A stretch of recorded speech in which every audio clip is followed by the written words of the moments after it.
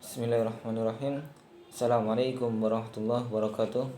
Semangat pagi semuanya, selamat pagi, salam sejahtera untuk kita semua. Semoga di pagi yang cerah ini kita selalu bisa melaksanakan aktivitas kita dengan keadaan sehat walafiat.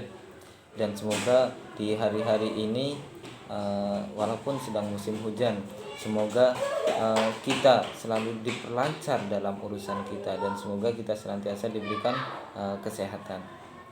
Baiklah, kembali lagi bersama saya Muhammad Samsul Hadi di SPI TV dalam acara mengulas kerajaan-kerajaan di Indonesia. Nah, baiklah. Jadi pada kesempatan kali ini kita akan sedikit mengulas tentang sebuah kerajaan. Oke, jadi kerajaan ini adalah kerajaan yang bercorak agama Buddha. Nah, kerajaan ini juga memiliki keunikan karena ia berbeda dengan kerajaan-kerajaan yang lainnya yang pernah berkiprah di Nusantara. Nah, sebelumnya dari teman-teman semua ada yang tahu belum tentang kerajaan ini? Jika belum ada, makanya saksikan terus dan jangan sampai terlewat dalam acara ini. Nah, jadi pada kesempatan kali ini kita akan mengulas tentang kerajaan Holling atau kerajaan Kalingga. Nah, kerajaan Kalingga ini berdiri itu sekitar abad ke-5 akhir atau abad ke-6 sampai abad ke-7. Nah, kerajaan Kalingga ini adalah sebuah kerajaan yang bercorak Buddha.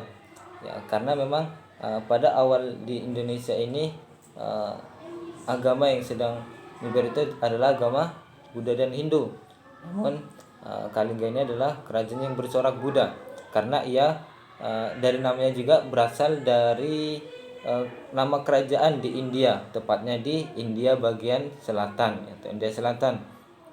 Nah, untuk sumber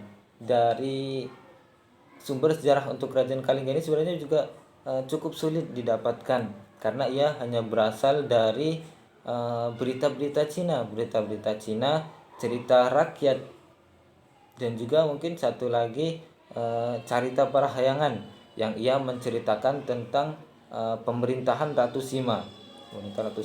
Nah, ini mengapa dibilang unik karena kerajaan ini diperintah oleh seorang ratu. Yang biasanya itu kalau sebuah kerajaan itu kan diperintah oleh seorang raja, sehingga ia akan tegas dan juga akan tegas. Namun kerajaan Kalingga ini diperintah oleh seorang ratu. Namun walaupun ia seorang ratu, kerajaan ini juga dikenal dengan ketegasannya serta perlakuan hukum yang ketat, sehingga dari rakyatnya pun mereka sedikit atau patuh terhadap peraturan-peraturan itu, sehingga sedikit maksudnya peluang-peluang kejahatan pada masa itu. Nah, untuk letaknya sendiri kerajaan ini terletak di Jawa Tengah di Kecamatan Keling sebelah utara Gunung Muria, atau sekarang itu di daerah Pekalongan sampai Jepara. Nah, untuk yang memerintah di kerajaan ini ada enam kepemimpinan. Yang pertama itu dipimpin oleh Prabu Wasumutri. Prabu Wasumutri ini memimpin kerajaan Kalingga ini selama 11 tahun.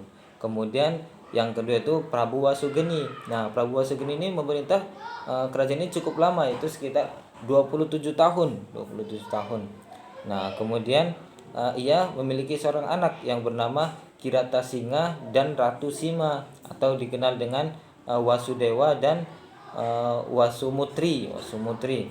Nah, setelah Prabu Wasugeni ini wafat, maka pemerintahan selanjutnya digantikan oleh anaknya yang laki-laki, yaitu Kiratasingha.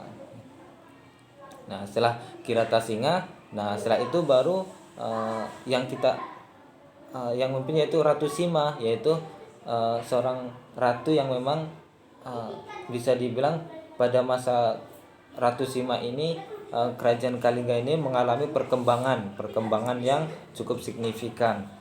Nah, pada masa pemerintahan Ratu Sima ini juga mereka memiliki hubungan erat dengan kerajaan Galuh, karena mereka ingin mempererat hubungan antara kerajaan Kalingga dan Ratu Sima dan kerajaan Galuh, sehingga mereka melakukan pernikahan antara keturunan mereka. Nah, selanjutnya setelah Ratu Sima yaitu Dewi Parwanti. Nah, Dewi Parwanti, dan yang terakhir itu Dewi Sanaha.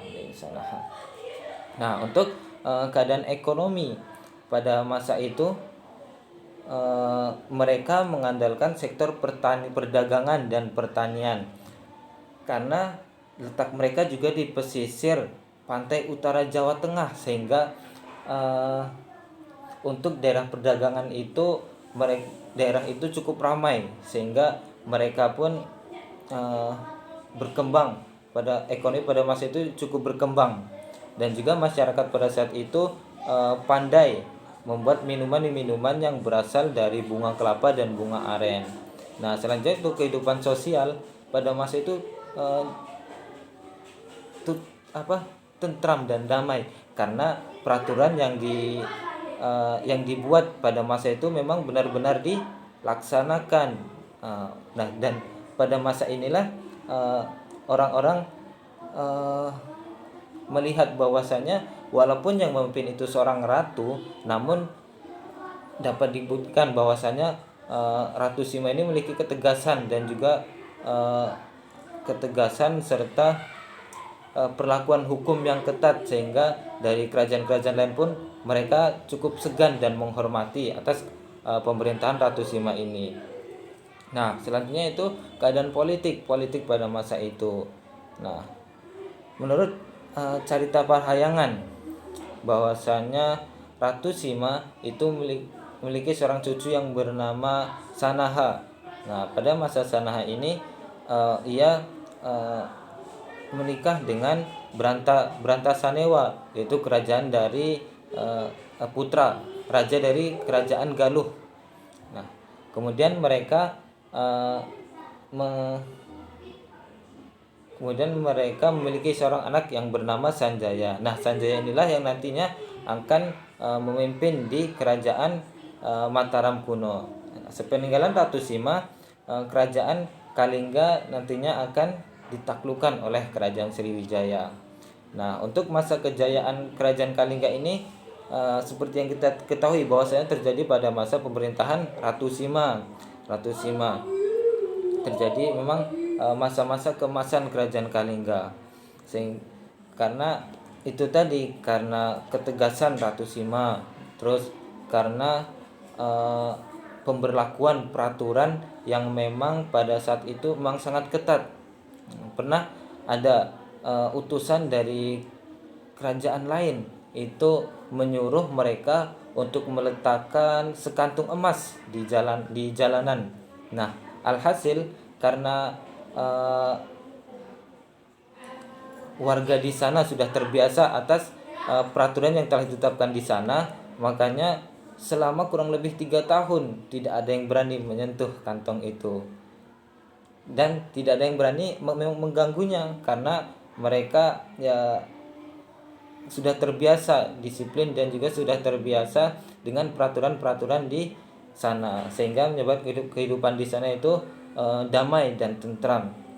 Namun di tahun ketiga, yang mengejutkan bahwasanya putra mahkota secara tidak sengaja itu menginjak kantung tersebut.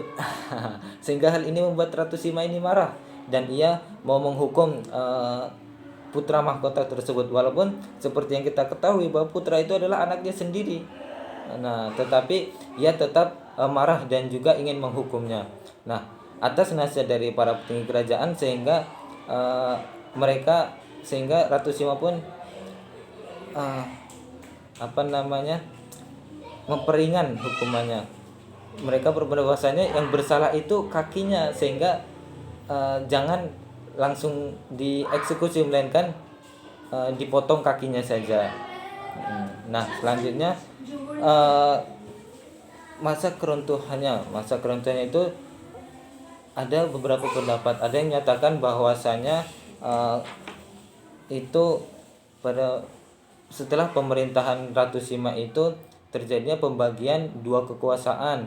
Nah, sehingga itu dimanfaatkan oleh kerajaan Sriwijaya yang mereka langsung menyerang sektor perdagangan, sehingga buat kerajaan itu merugi dan lama kelamaan menjadi runtuh, masuk runtuhannya. Nah, terus yang terakhir yaitu untuk peninggalannya. Nah, untuk peninggalannya itu ada beberapa candi dan juga prasasti. Yang pertama itu ada Candi Angin dan Candi Bubrah, terletak di Desa Keling, di Desa Tempur di Kecamatan Keling. Nah, dan juga ada juga prasasti Tukmas dan prasasti Sojemerto. Nah, mungkin pada pertemuan kali ini cukup sampai di sini untuk episode inilah, untuk episode pada hari ini kerajaan-kerajaan di Indonesia. Baiklah, saya mohon pamit undur diri. Mohon maaf bila terdapat kesalahan. Terima kasih atas perhatiannya. Wassalamualaikum warahmatullahi wabarakatuh.